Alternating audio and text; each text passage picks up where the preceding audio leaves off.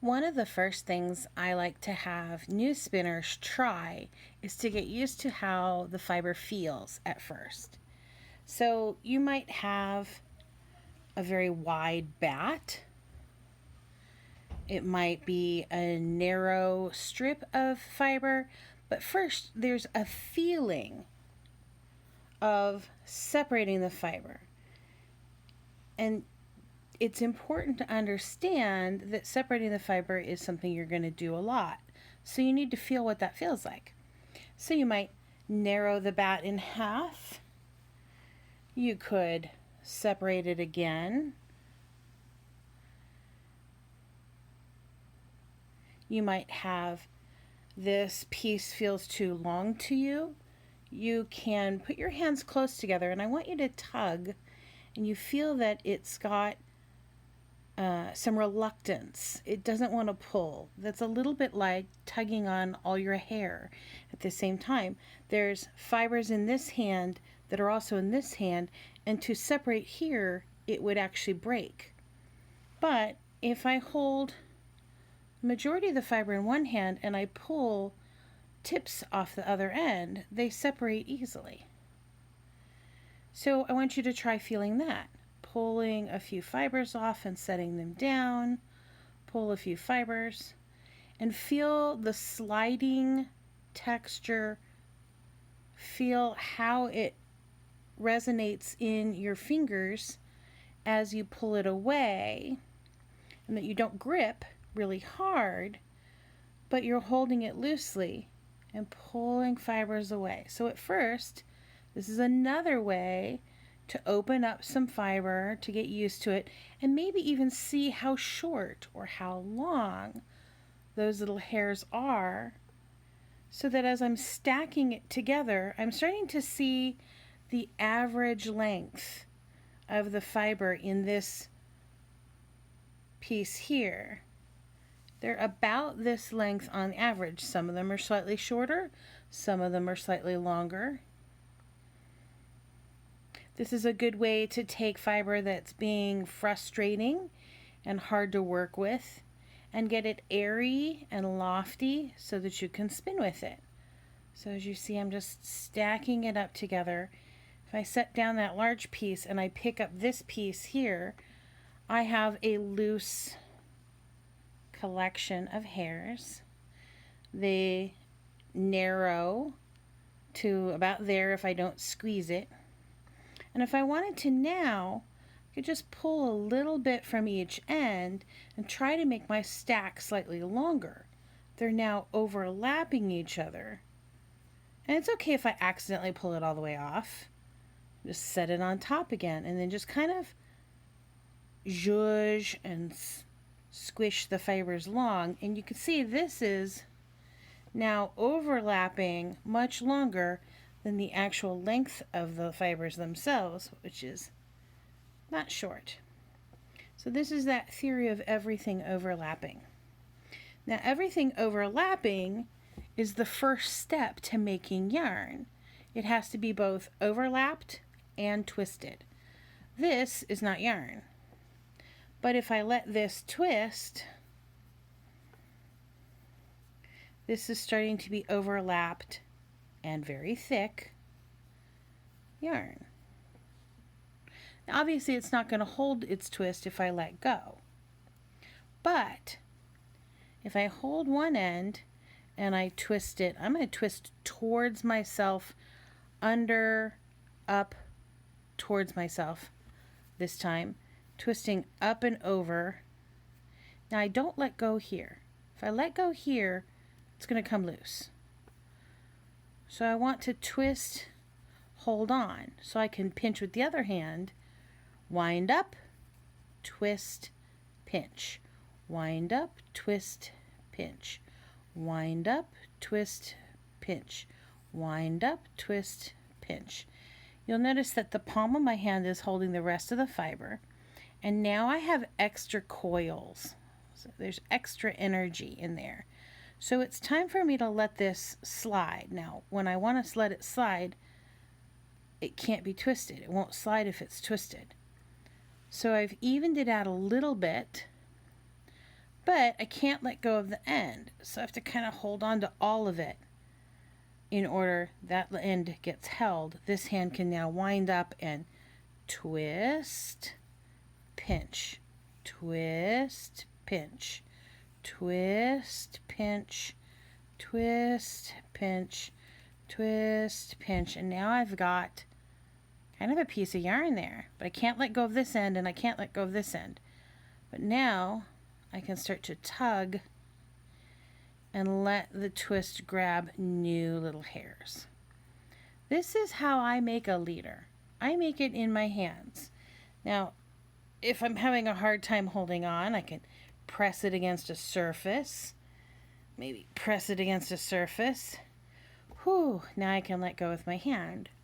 And I can twist, press, twist, press, twist, secure it.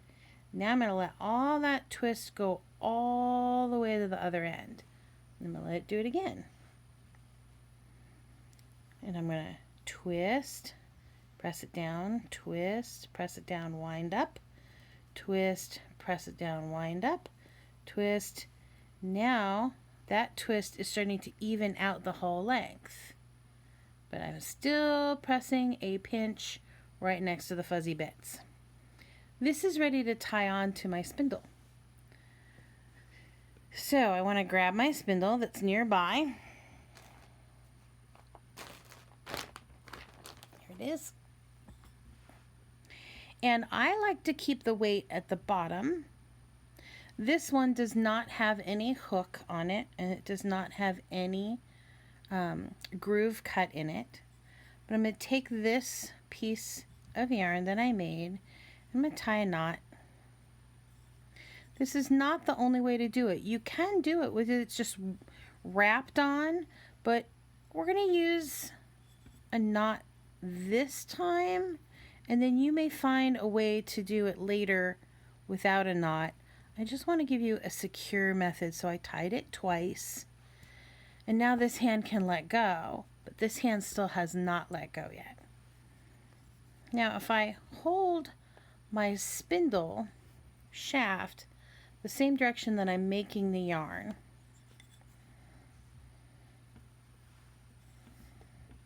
the same direction, and I let the yarn here stay pressure against the whirl, I can spin it around once with my fingers, once with my fingers, and I'm getting more twist, and you'll see it's getting more coiled up if I let the tension go. But here's where I can set it down. This is called park and draft. This is resting by itself. It's not rolling away. That leaves my spindle hand free to hold the yarn and let my fiber hand free. It doesn't matter if it's left or right. Whatever hand adds twist touching the spindle is the spindle hand. Whatever hand is holding the little hairs is your fiber hand. So now I'm letting the fibers narrow. There's fewer hairs, and then I'm going to pinch and let the twist go up to the pinch. I'm going to set my spindle even further away for a minute so I can keep this in frame. Pinch, pull some fibers, pinch, let the twist go up. Pinch, pull some fibers, pinch, let the twist go up. If I pick up my spindle again and I'm holding it the same direction as my fiber, and I'm letting tension hold the string against the whirl, I can twirl it a lot and get lots and lots of twist. I like to put an anchor on the bottom. There are so many other ways to do it, but I like an anchor on the bottom. And then I flip my spindle back this direction. Now I need to make a half hitch. So I'm going to make this a little bit longer. Twist and pull it out, twist and pull it out, pinch. And I'm going to get a little bit more twist in there so that it's not loose at the pinched hand. And now, when I put an anchor on the bottom, about 2 little circles around, and then I flip it over here. This is not the only way to do it. It's just my favorite way to do it. There are so many great videos about other methods, but I'm going to start with this one for you. I have a finger free, and I can put my finger on my yarn. Now when I pull on my yarn, my finger can twist around. See how there's a twist in that fold? I'll do that one more time. Here's my finger on the yarn. I'm going to pull my finger around to twist, and there is a twist in the fold. There's the twist. That twist is what makes this friction hold stay in a half hitch. So my finger is free to now go and drop that loop over the stick, and it matters that there is a twist. If there's not a twist right here, it will not stay. Now there's another way to do it with your thumb. Your thumb could grab, lift, and drop. Let's do that with the thumb twice. And you can do this once or twice. Either one works. Let's put this back in view. Here we go. My thumb can hold the spindle with my hand. Hold the spindle with my hand. Thumb takes the fold. Thumb twists. Thumb drops. Let's do that again. Thumb twist and drop. Now my fiber hand is pulling. You can see there are 2 twists holding the spindle. And now I can twirl the spindle with my fingertips, and it makes it spin tighter and tighter and tighter. Now what matters is from that point to my hand is where the new twist is being held. So if I let go of the tension, you can see it's coiling up. If I pull on the tension, it's ready to make new yarn. So again, I'm going to park the spindle, just setting it down on a table. Setting it down on a table, and I'm pinching the yarn, and I'm pulling back. There's that slide feel of letting the fiber become more narrow, pinching, and letting the twist come up. And here's the first place I see people have problems. They'll scrape. And you'll notice that now I've gathered it in my hand and I've broken it. Well, how am I going to fix that? So I like to call this old string, new string. This is old string. This is new string. It's not even string yet. So I'm going to go back to here, pinch, and let go of this end. This end is now medium string. Old string, medium, new. It's got a tiny bit of twist in it, but I'm going to need to add more twist, and I'm going to need to do more overlap. Overlap plus twist. So I've hidden, there's my old string on the other side of this pinch. Here's my medium age. Here's my new. I'm going to make sure that new and old are both in the pinch. So there's old and new. There's fibers that are not string yet, and there's string in my pinch. Now I'm going to add more twist, add more twist, add more twist. Pinch old and new. And you can see there's my previous string. And I want to put old and new both next to each other. And pinch both of them. Let the twist go up. Add more twist, pinch both. Pull on both so that they're next to each other. Pinch, let the twist go up. Now let's say I want to add more fiber. I could just leave it in this giant piece. I could put a bracelet of string on, and I'm going to take fiber in my fiber hand, and I'm going to let it leave the bottom of my hand and come up on the wrist and tuck into my little bracelet. That keeps it out of the way so it doesn't get caught up as I make new string. New fiber, old fiber, both next to each other, both holding on, both in the pinch. Add twist, twist, twist, twist, twist, twist, twist, twist, twist, twist. Twist, twist, twist, twist, twist, twist, twist, twist, twist, twist. Set down the spindle. Pinch old and new. Slide back. Pinch. Let the twist go up. Pinch old and new next to each other. Slide back. Pinch. Pinch. Slide back. Pinch. Pinch. Slide back. Pinch. Pinch. Slide back. Pinch. Also called an inchworm. Now you'll see I've got some big bumps that don't have any twist in them yet. I definitely don't want to go any further, and it's definitely time to add more twist. So I'm going to twist, twist, twist, twist, twist. I'm holding this up over my head, and you're seeing down the length of the shaft, which is kind of a funny way to film it, but I've added lots and lots of twist. Now those big bumps, it's okay that I've got a few bumps. I can either fix them later, tug on them a little bit, or leave them in for now because I'm brand new. I like to say you're going to fill your spindle 3 times before you're going to worry about little tiny bumps, because you have a lot of muscle memory to learn first. So I'm going to pinch and pull back. I've got a little bit more yarn, and now this is almost too long for my arm span.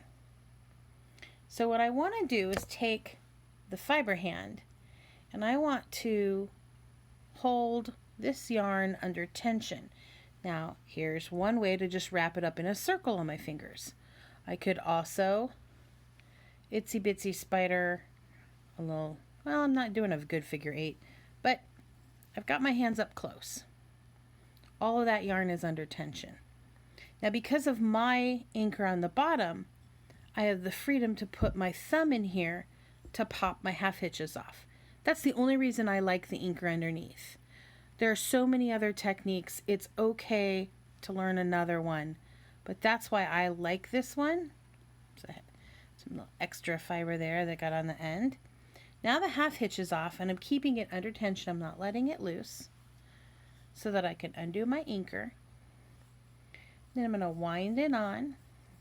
I'm going to fill up part of the bottom of the stick, the shaft. And now I have about how much I need to anchor once, fold the yarn, and there I am ready to put on a half hitch. So whether it's your finger that twists and drops it over, or your thumb, as long as there's at least 1, maybe 2 half hitches, you're ready to go again. That's how I get started, and I'll have more for you later.